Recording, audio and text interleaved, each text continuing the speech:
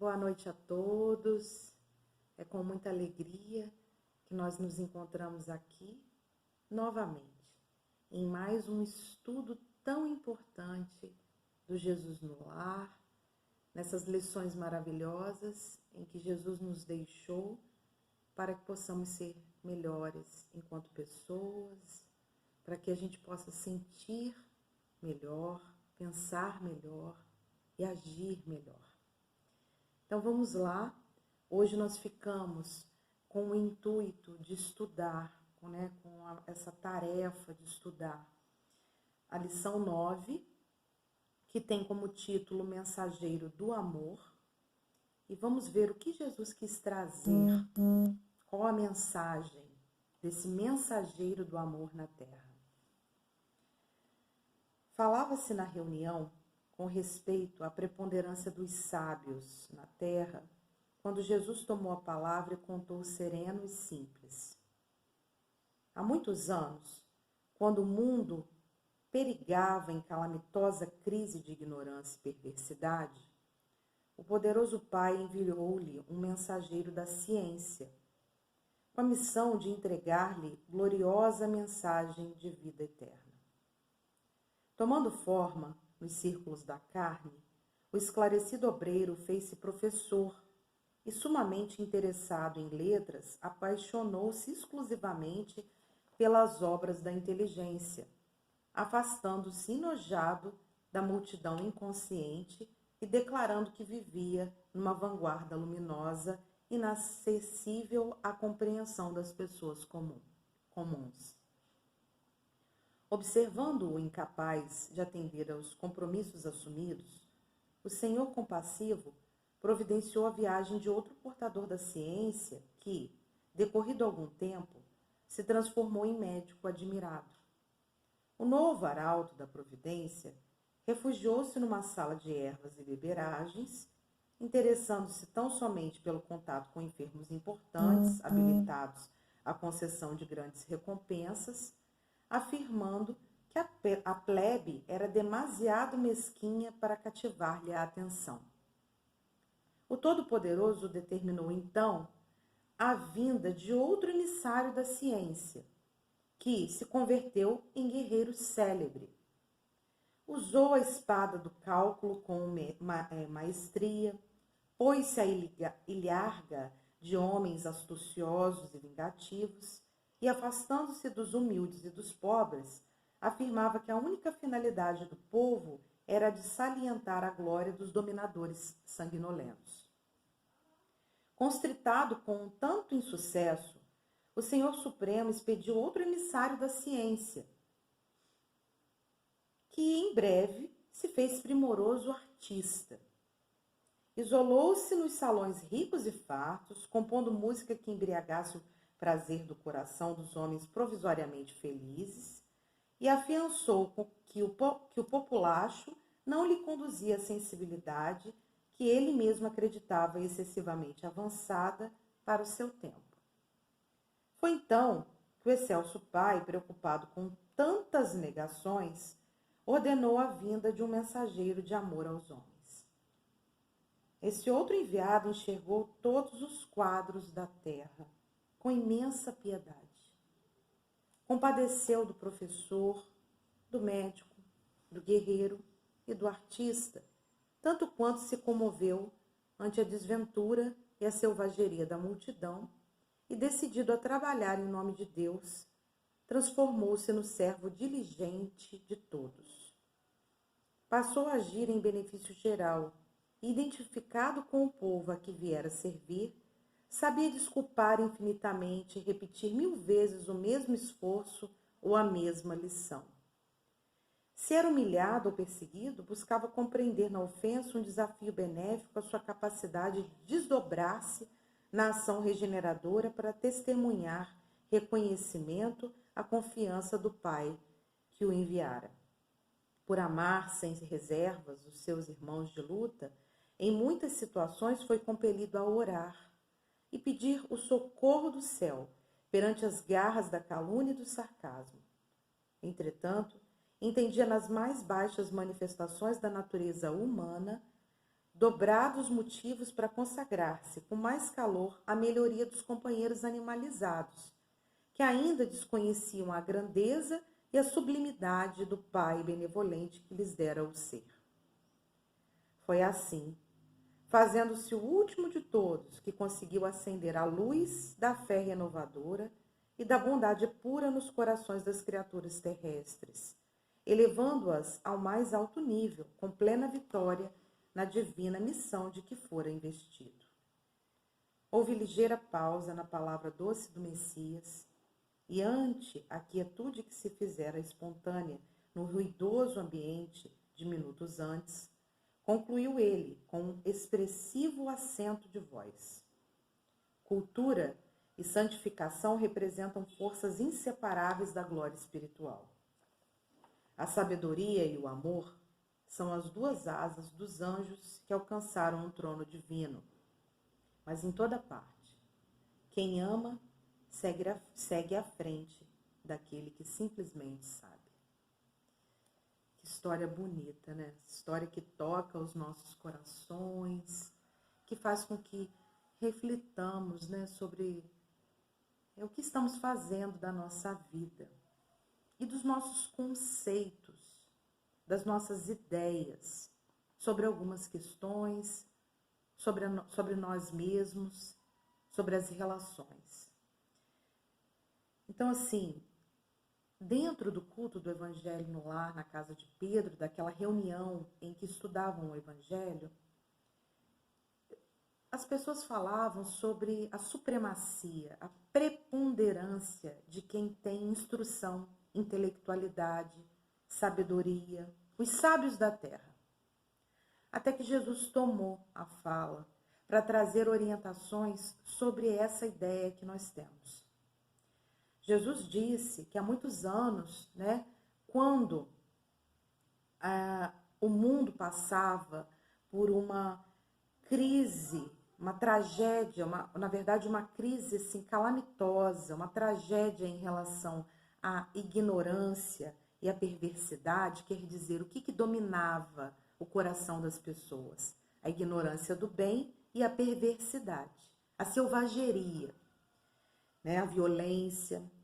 O pai, preocupado, ele manda alguns emissários para que se pudesse fazer transformações de valores, de conceitos nessa sociedade, entre essas pessoas, para que se sensibilizasse o coração dessas pessoas, para que elas pudessem ter um novo entendimento sobre a vida, pudessem evoluir enquanto seres.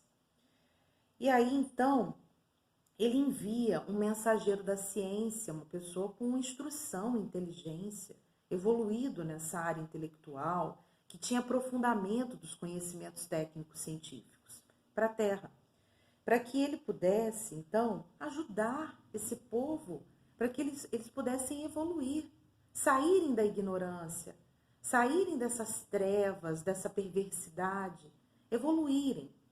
E aí, esse obreiro, então, vem. Ele mergulha na carne e ele vai se transformar, já que ele dominava a ciência, a intelectualidade, ele se transforma em um professor. E era interessado nas letras, se apaixonou exclusivamente pelas obras da inteligência e se afastou dos pobres, dos humildes, dos necessitados. Ele ficou enojado. Ele dizia que ele tinha muita luz e essa luz intelectual era incompreensível a esse populacho, a esse povo ignorante, as pessoas comuns. E aí o Senhor poderoso, o Pai todo-poderoso, viu que não foi com sucesso o envio desse primeiro emissário. Então ele manda um outro emissário da ciência. Explicou o que ele precisava vir fazer aqui. E esse emissário, quando chega, ele também dominava a intelectualidade, se transforma num médico. E o médico tem a grande tarefa de cuidar da saúde física e emocional das pessoas. E aí, o que acontece? Esse enviado, então, da providência se refugia. Ele prefere cuidar de pessoas que lhe dessem o quê? Recompensas. Trouxessem grandes recompensas para ele. Era mais interessante. Para que ele ia se aproximar da plebe? Plebe é uma classe econômica social mais baixa na sociedade. Né? No passado, na história, a gente tinha essa definição da plebe. Então, para que ele ia se envolver com gente humilde, sofredora, gente com uma classe econômica mais baixa, pobre? Para quê? Né? Eles não conseguiriam, né, entender ele e não cativavam a atenção desse médico. Aí o Todo-Poderoso então viu, falou assim, mais um insucesso, um fracasso. Vou enviar um outro emissário da ciência, que se transformou num guerreiro famoso, num bom guerreiro, né? Dominava, né, os instrumentos de guerra. E aí, o que ele faz? Ele se junta a homens astuciosos, vingativos, se afastou de novo das pessoas que precisavam, daqueles que precisavam da luz da verdade, de valores, valores éticos, de valores do bem, da bondade, do amor. E aí, ele ainda dizia que esse povo só servia para poder glorificar os guerreiros sanguinolentos, só para isso. Aí, coitado, apertado com tanto insucesso, o Senhor Supremo então manda mais um emissário da ciência, que dominava o conhecimento intelectual. E esse se transforma em artista. E a arte transforma, né? A gente sabe que a arte pode muito. E aí, só que ele então quis se isolar em salões fartos, ricos, e aí se embriagou nos prazeres do coração, encaminhou essa gente toda errada, né? E aí ele disse que ele era muito evoluído para esse povo desse tempo. Eles não conseguiam entender ele. E aí o pai, então, preocupado com tantas negações, com tanto fracasso nos envios, né, dessas pessoas, desses homens de sabedoria, né, homens sábios, ele manda, então, um mensageiro de amor. Aquele que o coração dele transborda de amor. Aquele que, na verdade, tem o sentimento da piedade.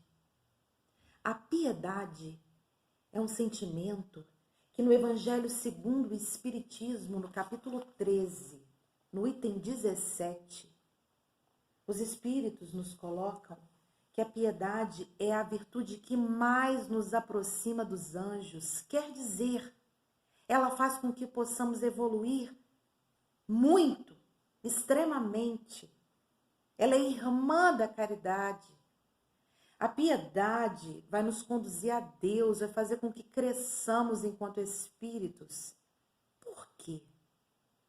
Porque quem tem piedade tem compaixão do sofrimento alheio, tem empatia. Quem tem piedade, ao ver uma pessoa caída, sofrendo, ela não consegue dar as costas e ir embora para casa sem ajudar naquilo que aquela pessoa necessita. Seja o que ela necessita. Então, esse emissário, primeiro, antes dele vir, ele analisa os quadros da terra. Olha que bonito. E sabe qual o sentimento que move as reflexões desse homem? A piedade. Então, ele se apieda, ele se compadece do professor, do médico, do guerreiro, do artista. Ele consegue ver que eles eram evoluídos intelectualmente. Mas eles pegaram atalhos aqui na Terra difíceis, terríveis. Eles tinham a asa da intelectualidade, da sabedoria, da instrução, dos conhecimentos técnicos científicos, evoluidíssimas, desenvolvida. Só que, e a asa da moralidade? E o caráter? E os valores éticos?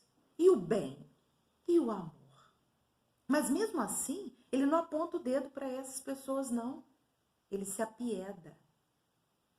E aí, ele então se comove, vendo tanta tristeza, sofrimento, miséria nesse povo. Ele vem, ele vai trabalhar em nome de Deus, com a intenção de transformar quem ele conseguir, né? Ele era um servo esforçado no bem. O mundo está precisando de pessoas esforçadas no bem, de boa vontade mesmo, de fazer algo de especial na vida de alguém. Eu não posso até não servir uma multidão, mas o pequeno grupo que convive comigo, eu preciso fazer a diferença, trazer valores diferenciados. E aí, ele, na verdade, passa a agir em benefício geral de todos. Ele serve a esse povo. Ele desculpa, ele perdoa as pessoas pela ignorância no bem que elas têm, pela pouca evolução que elas têm, e com testemunho daquilo que ele tinha dentro do coração dele, que era o amor, e ele tinha recebido a missão de ajudar essa população, ele vai mostrando: você me machucou, mas eu te perdoo. Você ainda não conhece a sabedoria divina? Eu vou trazer esses conceitos, esses ensinamentos para você, não só através das minhas palavras, mas das minhas ações também. Ele era humilhado, ele era perseguido, ele era. Mas mesmo assim ele compreendia. Por que esse povo me humilha? Porque eles não conhecem a Deus. Eles não conhecem os ensinamentos do Todo-Poderoso, do Senhor da vida. E eu estou aqui para isso, para iluminar a vida dessa gente, para trazer esperança, para que eles evoluam enquanto seres. E aí vai falando, né? Quando ele ficava numa situação tão difícil, ele orava e pedia socorro ao céu. Estamos orando e pedindo socorro a Deus, a Jesus, a espiritualidade superior? Eu estou fazendo essa pergunta para vocês para que possamos refletir. E aí é colocado, às vezes ele sofria calúnia, o sarcasmo, mas ele entendia que aquilo ali era uma manifestação, são manifestações baixas de natureza humana. Uma pessoa que nos fere, ela não evoluiu ainda espiritualmente, senão ela não nos ia ferir. Ela é doente espiritual, ela precisa de tratamento, ela tem que se cuidar para que ela possa se aperfeiçoar e crescer.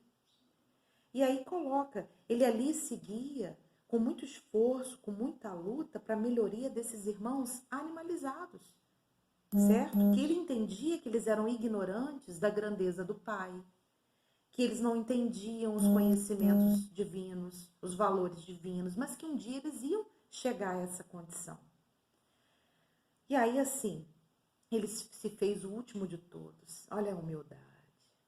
Não é falsa humildade, não, é a humildade. E aí, ele conseguiu, com a humildade, e muitas das vezes a humildade, a gente tem que ter sabedoria para saber a hora que a gente vai calar e a hora que a gente vai falar. Ele, na verdade, acendeu a luz da fé renovadora nesse povo, a bondade, o bem, o amor, para que essas pessoas pudessem evoluir, crescer, serem melhores e ele ter sucesso na missão que Deus tinha dado para ele. Olha que bonito. Aí Jesus para por um tempo, pensa um pouco e aí faz a conclusão dele, sempre de muita grande sabedoria. Ele fala que a cultura e a santificação representam forças inseparáveis da glória espiritual. Então são aquelas duas asas que o nosso irmão Emmanuel, no Consolador, no livro Consolador, ele trata para nós.